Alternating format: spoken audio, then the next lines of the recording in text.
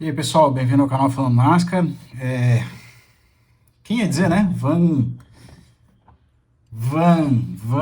Como é que é o sobrenome da criatura? Gisbergen, nome que a galera custou pronunciar, agora tá todo mundo falando porque o cara simplesmente teve a façanha de correr a primeira corrida dele na NASCAR e a primeira vitória depois de 60 anos. Tem um cara que consegue ser vencedor da primeira corrida da sua carreira. Que carreira? Uma corrida aleatória que o cara vai na NASCAR, sua primeira e única corrida, primeira e única vitória. Incrível. Parabéns pro Projeto 91, porque muito provavelmente não se esperava que isso fosse acontecer. Impossível alguém chegar e falar, por mais que o cara tivesse tido um tempasso ali no treino livre, ter se classificado em terceiro, a corrida não se mostrou ali em um certo momento favorável para o cara, que no final deu a virada com o equipamento que estava conseguindo ganhar. O que é incrível, que traz aí um pouco de luz em cima da NASCAR, mostrar aí que nem sempre os mesmos estão ganhando, mas enfim, transformar numa corrida boa.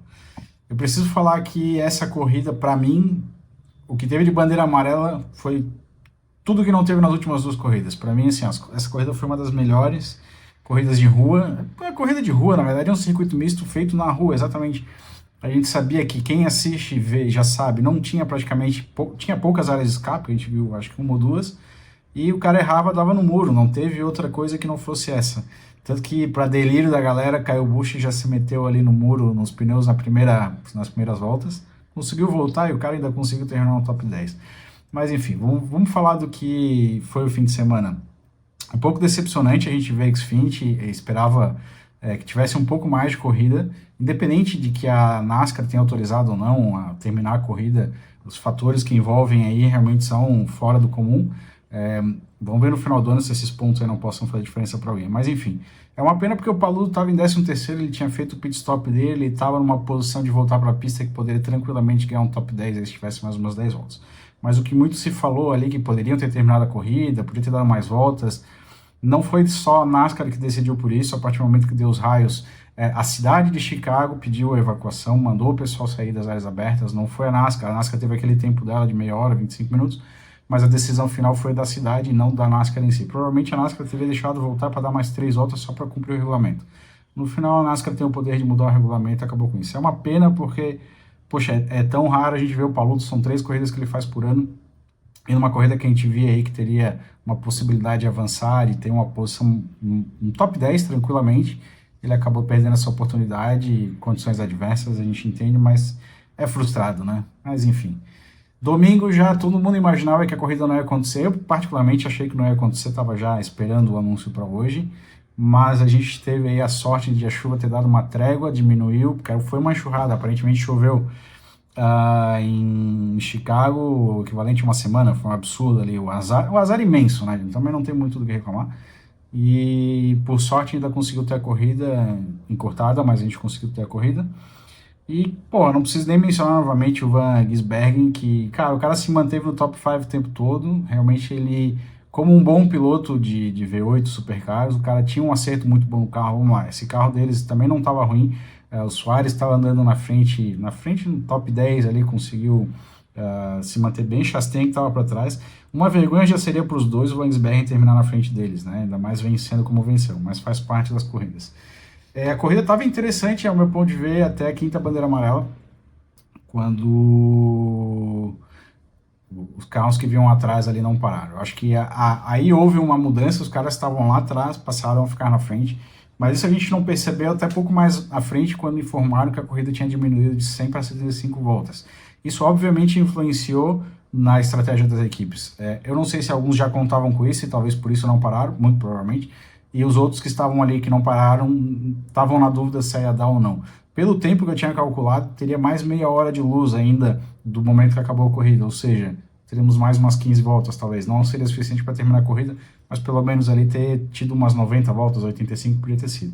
Enfim, o final de semana já é meio estranho, né? Então também não tem muito o que reclamar. Só que o que ficou interessante é que na volta número 49, na sexta bandeira amarela, naquele engarrafamento, que teve o engavetamento, ficou todo mundo ali levando a galera que estava naquela esquina ali, foi uma loucura, né? Felicidade, porque todo mundo esperava que isso em algum momento fosse acontecer. A sorte é que os carros não estragaram, na verdade. Ali naquele momento, os pilotos que estavam mais rápidos eram realmente o Reddick, o Larson e o próprio Gisbergen, O Reddick estava em 14º e o Gisbergen estava em 18º. Eles conseguiram recuperar algumas posições ali, dada a bandeira amarela, que reposicionou os pilotos de uma maneira até meio estranha.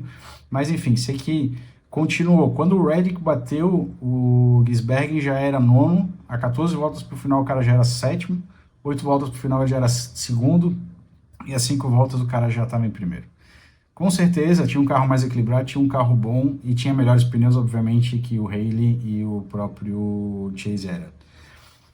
Algumas questões assim que eu gostaria de levantar só para ter um contraponto, não querendo desmerecer a vitória do Gisbergen, porque realmente o cara mereceu a vitória, ganhou e ganhou bonito, na verdade.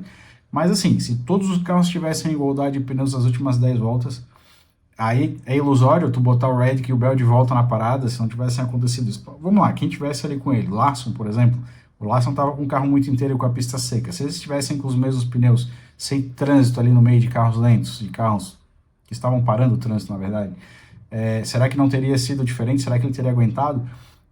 Eu acho que até poderia, porque ele foi muito bem no treino livre, na própria classificação. Ele tinha ritmo, ele estava muito bem, mas teria sido uma disputa muito mais acirrada. Será que ele ia disputar a curva com tanto afinco como ele não fez com o Haley, que ele deixou espaço, ele não procurou fechar a porta, nem muito menos correr o risco de bater ali, até porque ele foi avisado pelo rádio que os dois estavam vindo atrás, estavam disputando posição no playoff e iam para cima dele com tudo. O cara na largada já deixou os dois para trás.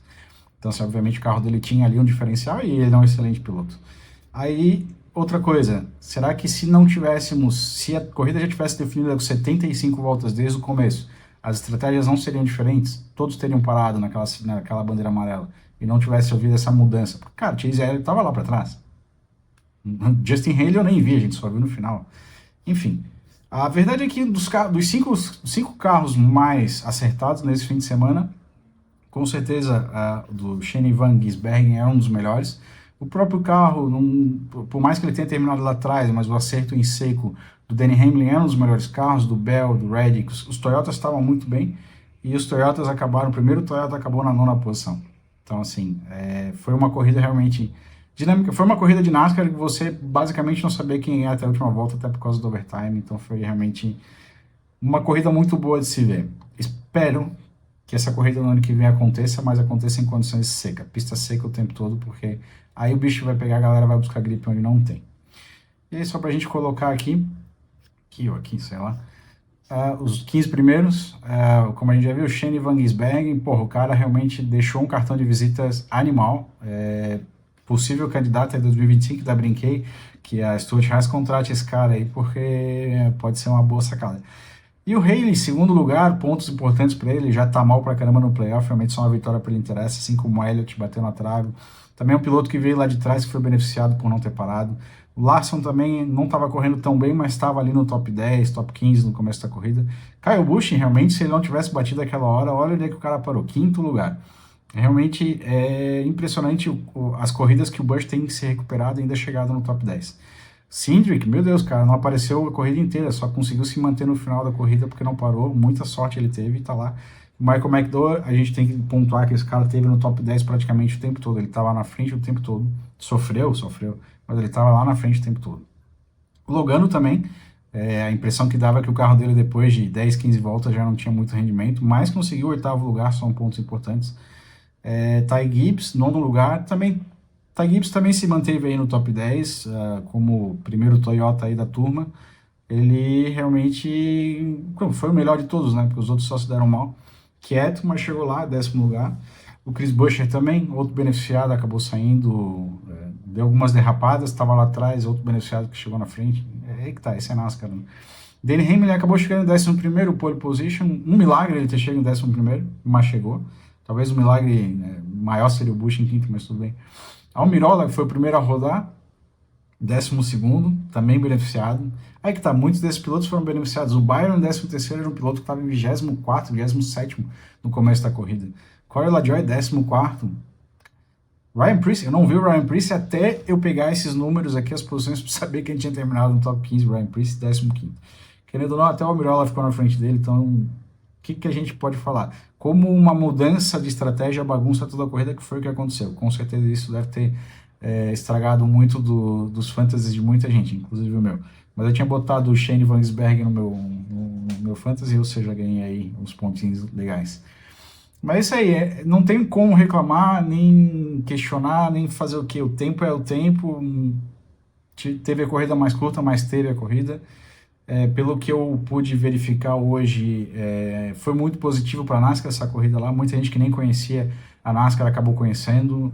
A cidade inteira se envolveu, estabelecimentos colocando cartazes da NASCAR, gente que nem tem patrocínio, nem patrocina a NASCAR, mas estava lá colocando cartazes falando que a NASCAR estava correndo aqui. Ou seja, bagunçou a cidade, mexeu com a cidade, mexeu com o povo, trouxe pessoas que não conheciam, que vão começar a acompanhar. Então, acho que o resultado final para a NASCAR em si, empresa, não foi a corrida em si. Para nós que gostamos de NASCAR, sim, com certeza.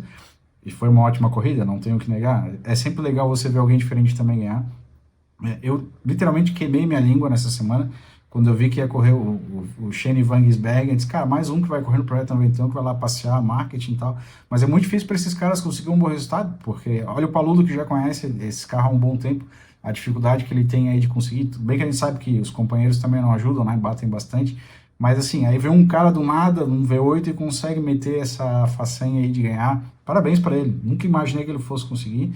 A surpresa também com o Button, que acabou, se não fosse ele tivesse abatido na entrada do boxe e rodado, provavelmente teria conseguido uma posição melhor. Mas foi bacana de ver. Resultado final para nós que gostamos de assistir foi ótimo. Resultado para a NASCAR da publicidade em termos de visualização, em termos de atrair um novo público, também foi bacana. Vamos ver aí como é que vai ficar para o ano que vem. A esperança de que eles podiam mudar um pouquinho o layout da pista, mas enfim, acho que isso não vai acontecer. Bom, por hoje é isso daí, galera. Se chegou até aqui, curte aí, compartilha, segue o canal. Boa semana para vocês.